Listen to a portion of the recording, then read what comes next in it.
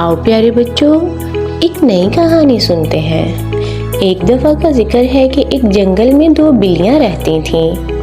एक दिन इन्हें एक रोटी का टुकड़ा मिला और दोनों इसको खाने के लिए झगड़ने लगी। पहली बिल्ली कहती है, ये रोटी मेरी है क्योंकि मैंने पहले देखी थी। दूसरी बिल्ली ने जवाब दिया, नहीं, ये मेरी है क्योंकि मैंने पहले देखी थी और मैं ज़्यादा भूखी हूँ। दोनों बिल्लियाँ आपस में लड़ती रहीं और फैसला नहीं कर सकीं कि रोटी किसकी होनी चाहिए। इसी दौरान एक चालाक बंदर वहाँ से गुजरा और बिल्लियों का झगड़ा देखकर रुक गया।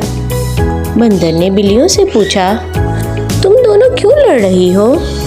बिल्लियों ने इसे सारी कहानी सुनाई और कहा, तुम हमें बताओ कि ये रोटी किसकी होनी चाहिए।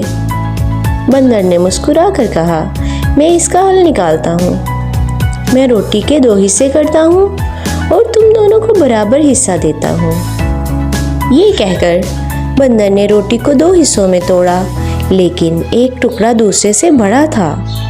पहली बिल्ली ने कहा, ये हिस्सा तो बड़ा है। बंदर ने फौरन बड़े टुकड़े से थोड़ा सा काट लिया और खुद खा लिया।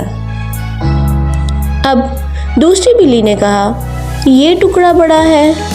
बंदर ने फिर से बड़े हिस्से में से थोड़ा सा काटकर खुद खा लिया। यूं बंदर रोटी के टुकड़े काटता गया और खाता गया, यहाँ तक कि रोटी के दोनों टुकड़े खत्म हो गए। बिल्लियाँ हैरानी से बंदर को देखती रह गईं। बंदर ने हंसते हुए कहा, अब तुम दोनों के हिस्से बराबर हैं। बिल्लियाँ अफसोस के साथ खाली पेट रह गई और समझ गईं कि आपस में झगड़ने का नतीजा बुरा होता है। तो प्यारे बच्चों, इस कहानी से हमें ये सबक हासिल हुआ कि आपस में लड़ाई झगड़ा कभी फ़ायदा नहीं देता, बल्कि समझदारी से काम लेना चाहिए।